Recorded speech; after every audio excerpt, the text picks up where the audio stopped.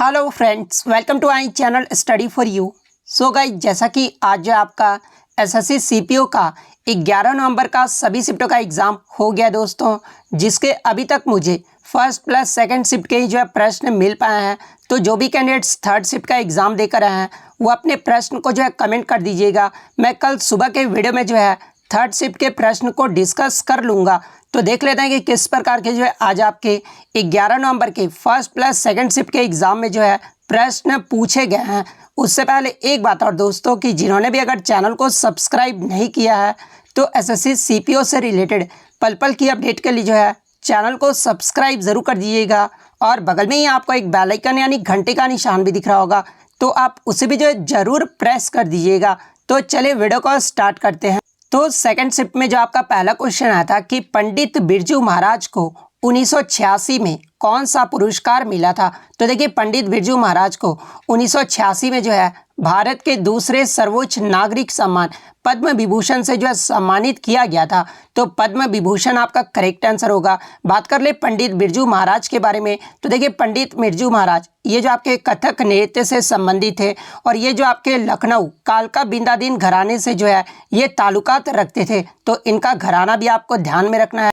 Next question आपका यहाँ पर आया था कि 1528 में चंदेरी का युद्ध ये जो है किनके बीच हुआ था। तो देखिए, चंदेरी का जो युद्ध है ना ये 1528 ईस्वी में हुआ था और ये मुगल शासक बाबर एवं राजपूतों के मध्य लड़ा गया था। और राजपूत का जो नेतृत्व कर रहे थे ना ये मेदिनी राय कर रहे थे और इस युद्ध में जो है राजपूत की जो है वो हार हो गई थी। तो बाबर और राजपूत आपका यहाँ पे करेक्ट आंसर होगा। नेक्स्ट क्वेश्चन आपका यहाँ पर आता कि name the physical quantity whose unit is coulomb per second, यानी किस भौतिक राशि का जो मात्रक होता है ना वो कूलम प्रति सेकंड होता है। तो देखिए, करंट का जो ऐसा यूनिट होता है ना वो आपका कूलम प्रति सेकंड होता है, यानी कूलम पर सेकंड होता है। तो करंट आपका करेक्ट आंसर होगा। इसके अलावा करंट का जो ऐसा यूनिट होता है वो आपका एम्पियर भी होता है, तो ये भी आपको ध्यान में रखना है। नेक्स्ट क्वेश्चन आपका यहाँ पर आता है कि what is the timing of FIBA basketball matches, यानी FIBA के अनुसार बास्केटबॉल जो मैच होता है ना उसका समय अवधि जो है वो कितने मिनट का होता है।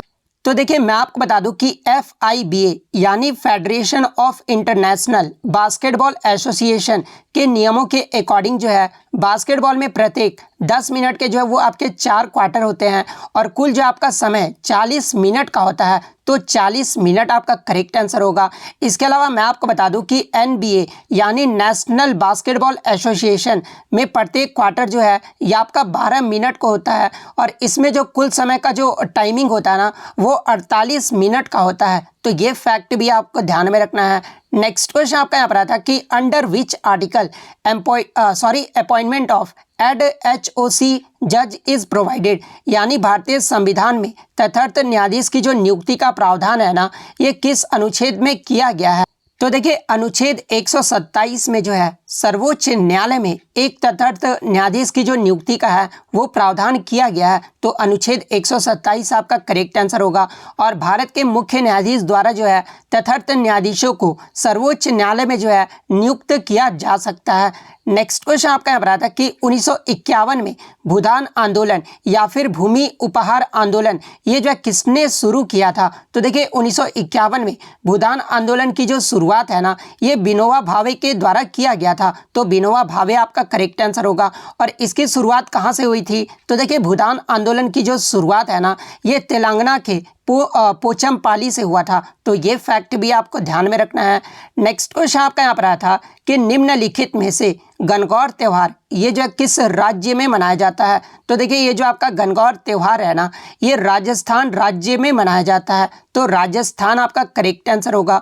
नेक्स्ट क्वेश्चन आपका यहाँ पर आता है कि fundamental duties have been added in the constitution by 42nd amendment act 1976 in according with the recommendation of, यानी मौलिक कर्तव्य को जो है किसकी सिफारिशों के अनुसार 42वें संविधान संशोधन अधिनियम 1976 के द्वारा जो है हमारे संविधान में जोड़ा गया था। तो देखिए मौलिक कर्तव्यों को जो है ये आपका स्वर्ण सिंह समिति की सिफारिश पर 42वें संविधान संशोधन अधिनियम 1976 द्वारा जो है हमारे संविधान में जोड़ा गया था। और उसमें जो आपके कितने मौलिक कर्तव्यों को जोड़ा गया था, तो आपके 10 मौलिक कर्तव्यों को जो है वो जोड़ा गया था। और 11वां जो आपका मौलिक कर्तव्य है ना, ये आपका 86वें संविधान संशोधन 2002 के द्वारा जो है ये आपका 11वां मौलिक कर्तव्य जोड़ा गया था। और ये 11 मौलिक कर्तव्य को जो है वो आपका अनुच्छेद 51 में जो है वो रखा गया है।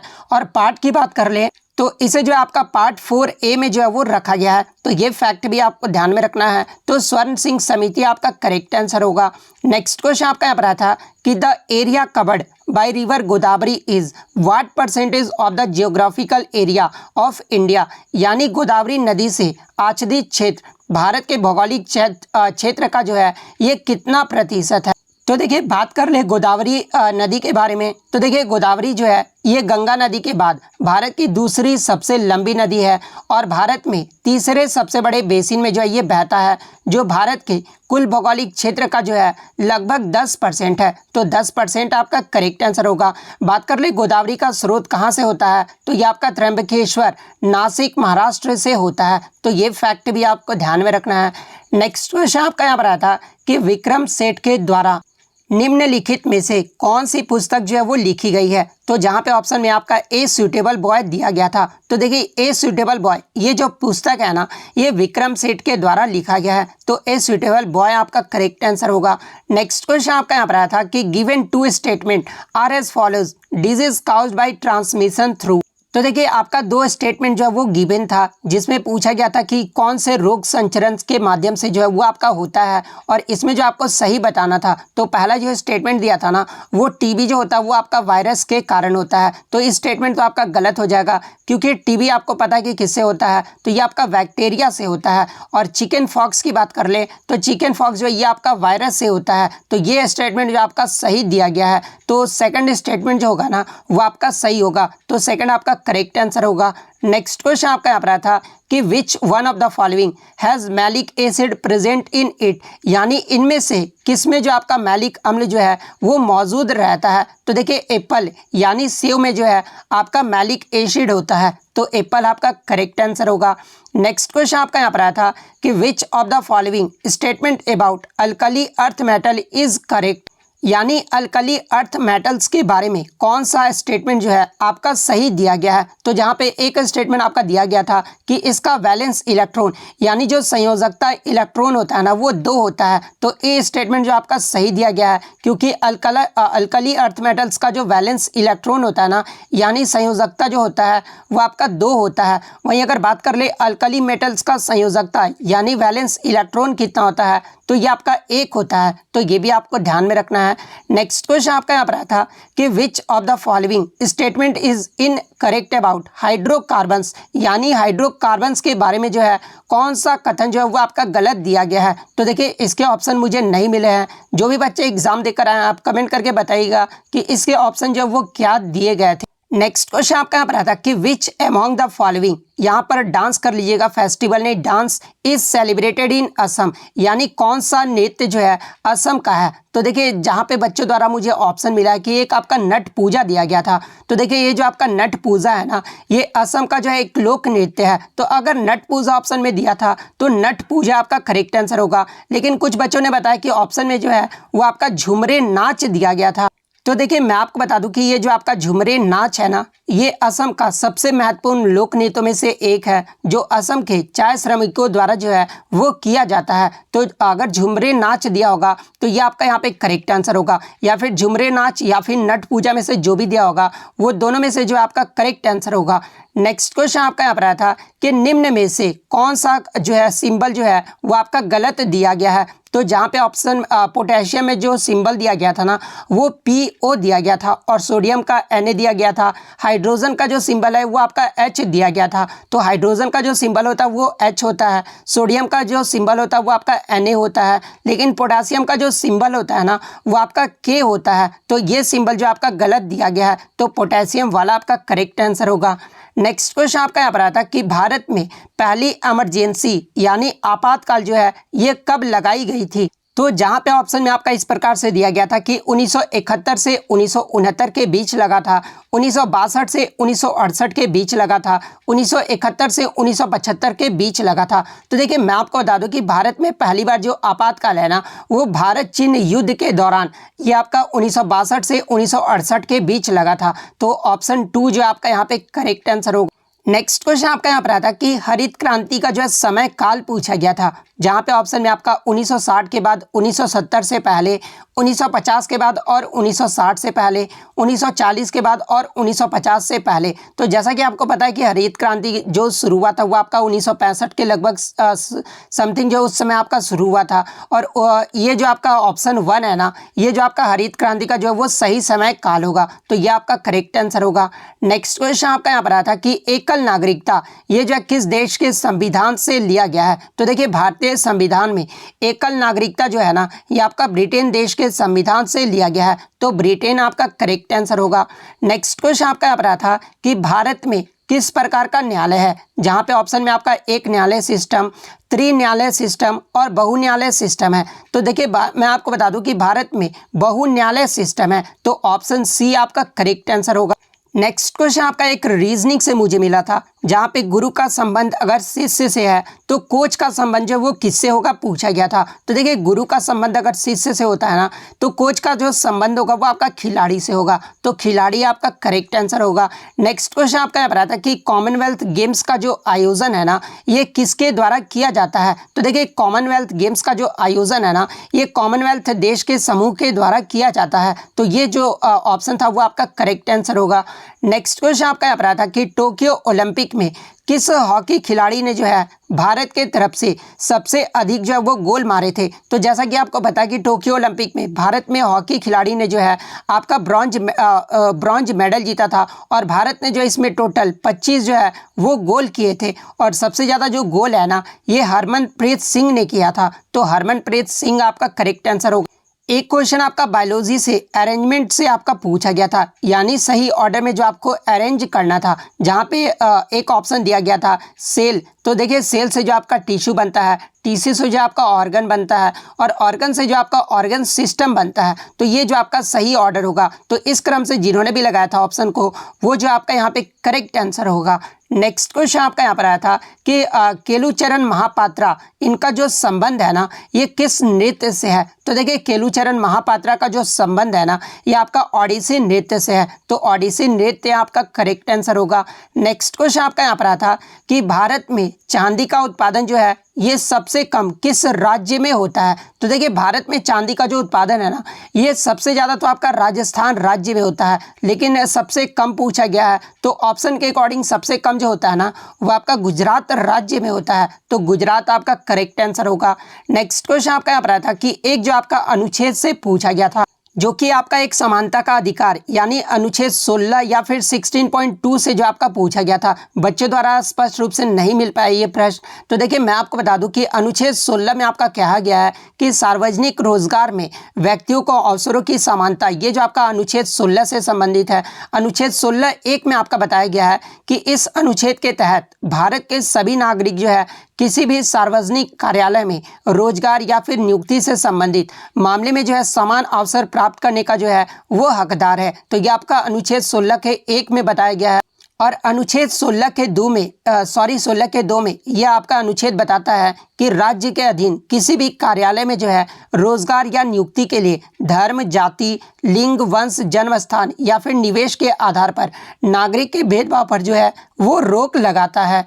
तो ये जो आपका अनुच्छेद 16 के 2 में बताया गया है। तो अगर ये पूछा गया था तो ये आपका करेक्ट आंसर होगा। नेक्स्ट आया था कि प्रसिद्ध संगीतकार अन्नपूर्णा देवी ये जो किस वाद्य यंत्र से जुड़ी है। तो देखिए ये जो आपकी अन्नपूर्णा देवी है ना ये सुरबहार वादन में उस्ताद थी और ये जो आपका मेहर घराने के संस्थापक अलाउद्दीन खान की बेटी और शिष्या थी और इन्हें जो 1977 में जो है पद्म भूषण से सम्मानित किया गया था। तो सुरबहार वादन आपका यहाँ पे करेक्ट आंसर होगा। नेक्स्ट क्वेश्चन आपका यहाँ पर आया था कि आगरा शहर की जो स्थापना है ना ये किसने की थी। तो देखिए दिल्ली सल्तनत के मुस्लिम शासक सिकंदर लोदी ने जो है 1504 ईस्वी में आगरा की स्थापना की थी? तो सिकंदर लोदी आपका करेक्ट आंसर होगा। नेक्स्ट क्वेश्चन आपका यहाँ पर आता है कि 2011 की जनगणना के अनुसार सबसे ज़्यादा साक्षरता दर वाला जो है राज्य कौन सा रहा था? तो देखिए 2011 की जो जनगणना हुई थी ना, उसमें सबसे ज़्यादा जो लिटरेसी रेट रहा था वो आपका केरल राज्य का रहा था। केरल का साक्षरता दर कितना रहा था? तो 94% रहा था। वहीं अगर पुरुष साक्षरता दर की बात कर ले तो केरल में पुरुष साक्षरता दर जो रहा था वो 96.11% रहा था और महिला साक्षरता दर जो है वो 92.07% रहा था। तो केरल आपका करेक्ट आंसर होगा। बात कर ले इसके इंपॉर्टेंट फैक्ट्स के बारे में, तो देखिए 2011 की जनगणना में भारत का जो साक्षरता दर रहा था ना वो 74.04% रहा था। वहीं अगर पुरुष की साक्षरता दर की बात कर ले तो 82.14% रहा था और महिलाओं की जो साक्षरता दर है वो 65.46% रहा था। बात कर ले 2011 की जनगणना में सबसे कम साक्षरता वाला राज्य कौन सा रहा था? तो ये आपका बिहार राज्य रहा था। बिहार का साक्षरता दर कितना रहा था 2011 की जनगणना में? तो ये आपका 63.82% रहा था, जो कि 35वें स्थान पर यानी लास्ट पोजीशन पे जो है ये आपका बिहार राज्य रहा था। वहीं अगर बात कर ले 34वें स्थान पे कौन सा राज्य रहा था? तो ये आपका अरुणाचल प्रदेश रहा था। अरुणाचल प्रदेश का 2011 की जनगणना में जो लिटरेसी रेट रहा था ना वो 65.38% रहा था। तो ये फैक्ट भी आपको ध्यान में रखना है। नेक्स्ट क्वेश्चन आपका यहाँ पर आता है कि 2011 की जनगणना के अनुसार सबसे ज़्यादा लिंगानुपात यानी सेक्स रेशियो जो है ये किस राज्य का रहा था? तो देखिए 2011 की जो जनगणना हुई थी ना उसमें सबसे ज़्यादा जो लिंगानुपात है वो आपका केरल राज्य का रहा था। केरल का लिंगानुपात कितना रहा था? तो देखिए 1000 पुरुषों पर जो है 1084 महिलाओं की संख्या थी। तो 1084 आपको ध्यान में रखना है। इसके अलावा बात कर ले कि 2011 की जनगणना के अनुसार सबसे कम लिंगानुपात वाला राज्य अगर पूछा जाए तो ये आपका हरियाणा राज्य का रहा था। हरियाणा राज्य का लिंगानुपात कितना रहा था? तो 1000 पुरुषों पर जो है 879 महिलाएं थी। वहीं अगर केंद्र शासित प्रदेश की बात कर ले तो सबसे ज़्यादा जो आपका लिंगानुपात रहा था केंद्र शासित प्रदेश में ये आपका पुडुचेरी का रहा था। पुडुचेरी का जो है 1038 रहा था। और सबसे कम अगर लिंगानुपात की बात कर ले यानी आपका जो है दमन और दीव का जो है सबसे कम जो है वो लिंगानुपात रहा था। दमन और दीव का लिंगानुपात कितना रहा था? तो 1000 पुरुषों पर जो है 618 महिलाएं थी। वहीं अगर भारत का लिंगानुपात पूछ ले तो देखिए भारत का जो लिंगानुपात रहा था ना वो 943 रहा था। तो ये सारे फैक्ट जो आपको ध्यान में रखना है। नेक्स्ट क्वेश्चन आपका यहाँ पर आता है कि बाबर ने तोपखाने यानी गोला बारूद का जो प्रयोग है ना ये पहली बार किस युद्ध में किया था? तो देखिए बाबर के द्वारा तोपखाने का जो पहली बार प्रयोग है ना ये पानीपत के प्रथम युद्ध में किया गया था। और पानीपत का प्रथम युद्ध ये जो है कब हुआ था? तो ये आपका 1526 में हुआ था। और किनके मध्य हुआ था? तो ये बाबर और इब्राहिम लोदी के मध्य जो है ये आपका पानीपत का प्रथम युद्ध लड़ा गया था। और इस युद्ध में जो है बाबर जो है की जो है वो जीत हुई थी और इब्राहिम लोदी जो है वो मारा गया था। तो पानीपत का प्रथम युद्ध आपका करेक्ट आंसर होगा।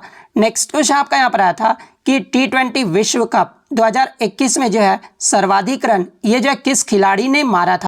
तो देखिए T20 विश्व कप 2021 में सर्वाधिक रन जो है ये पाकिस्तान के बल्लेबाज बाबर आजम ने मारा था। बाबर आजम ने जो है टोटल 6 मैचों में जो है सबसे ज़्यादा 303 रन मारा था।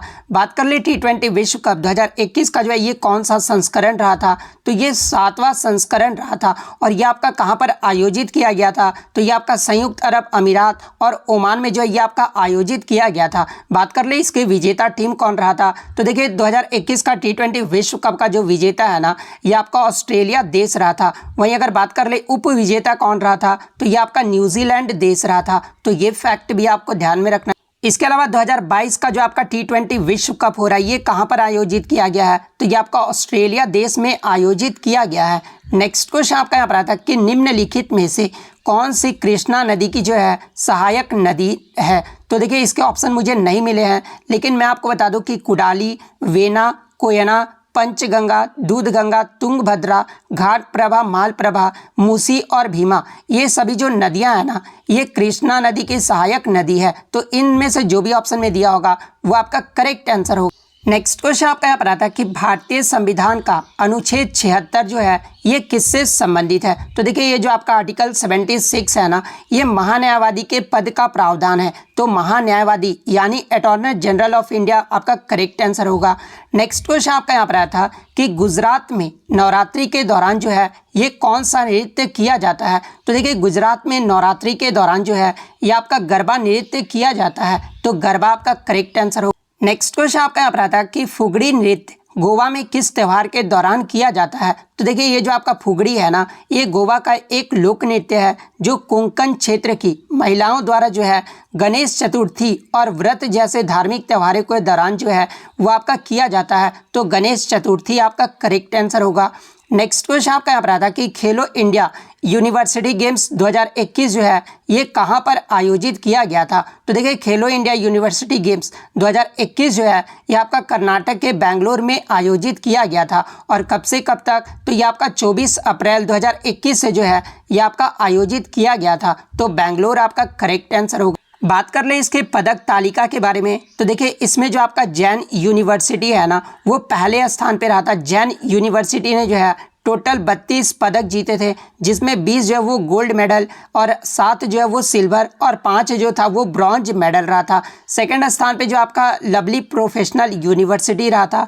लवली प्रोफेशनल यूनिवर्सिटी ने जो 17 गोल्ड मेडल जीता था और टोटल मेडल की बात कर ले तो ये 51 मेडल जीते थे।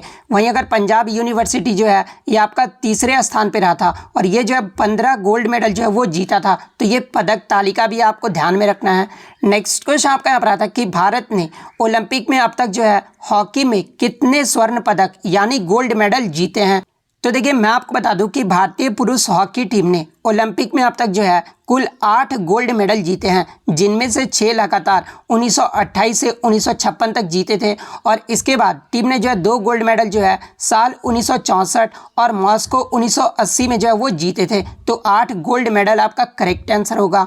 नेक्स्ट क्वेश्चन आपका यहाँ पर आता है कि थाई पुसम एक धार्मिक त्यौहार है जो भारत के किस राज्य में मनाया जाता है। तो देखिए ये जो आपका थाई पुसम त्यौहार है ना, ये तमिलनाडु राज्य में मनाया जाता है। तो तमिलनाडु आपका करेक्ट आंसर होगा। और ये जो है किस भगवान को समर्पित है। तो देखिए थाईपुसम जो त्यौहार है ना, ये भगवान मुरुगा को समर्पित है। और ये जो भगवान मुरुगा है ना, ये आपके शिव और पार्वती के पुत्र हैं। तो ये फैक्ट भी आपको ध्यान में रखना है।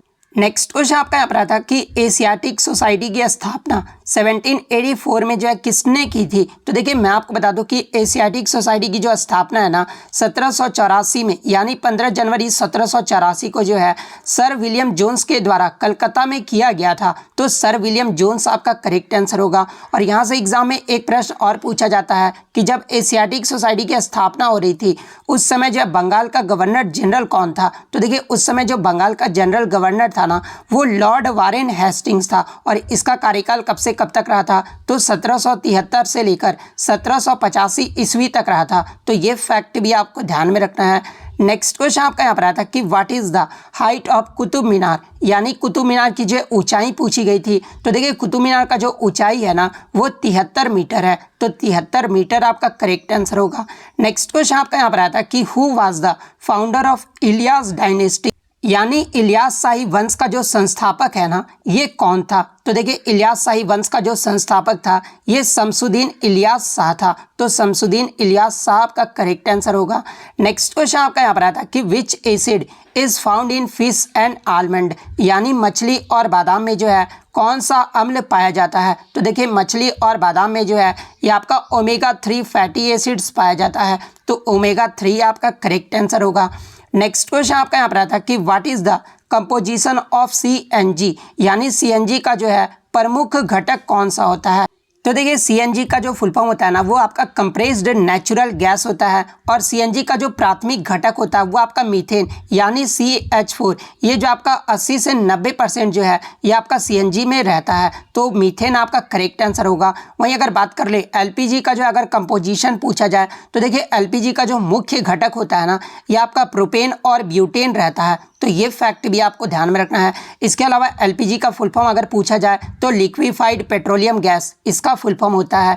नेक्स्ट क्वेश्चन आपका यहाँ पर आता है कि भारतीय संविधान की एकात्मक विशेषताएं जो है इनमें से कौन सी है, यानी यूनिटरी फीचर जो है इनमें से कौन सा आपको बताना था। तो ऑप्शन में आपका एक जो है सिंगल सिटीजनशिप दिया गया था, यानी ये जो आपका एकल नागरिकता है ना, ये भारतीय संविधान की जो है एकात्मक विशेषताएं हैं। तो एकल नागरिकता आपका करेक्ट आंसर होगा। नेक्स्ट क्वेश्चन आपका यहाँ पर आता है कि संपत्ति का अधिकार जब कानूनी अधिकार बना था उस समय जो है भारत के प्रधानमंत्री कौन थे। तो जैसा कि आपको पता है कि संपत्ति का अधिकार जो है मूल संविधान में ये जो आपका मौलिक अधिकार था, लेकिन संपत्ति के अधिकार को जो है 1978 में 44वें संविधान संशोधन के माध्यम से जो है मौलिक अधिकार से हटाकर जो है इसे अनुच्छेद 300A में कानूनी अधिकार कर दिया गया था। और उस समय जो भारत के प्रधानमंत्री थे ना, वो आपके मोरारजी देसाई थे। तो मोरारजी देसाई आपका करेक्ट आंसर होगा। नेक्स्ट क्वेश्चन आपका यहाँ पर आता है कि इनमें से कौन सा त्यौहार जो है वो झारखंड का त्यौहार है, यानी जो आपका स्प्रिंग सीजन के बारे में पूछा गया था कि स्प्रिंग सीजन में जो है झारखंड में कौन सा त्यौहार मनाया जाता है। तो ये जो आपका सरहुल त्यौहार जो है वो मनाया जाता है। और ये जो आपका सरहुल त्यौहार है ना, ये झारखंड में नए साल के त्यौहार के रूप में जो है वो मनाया जाता है। तो सरहुल आपका करेक्ट आंसर होगा।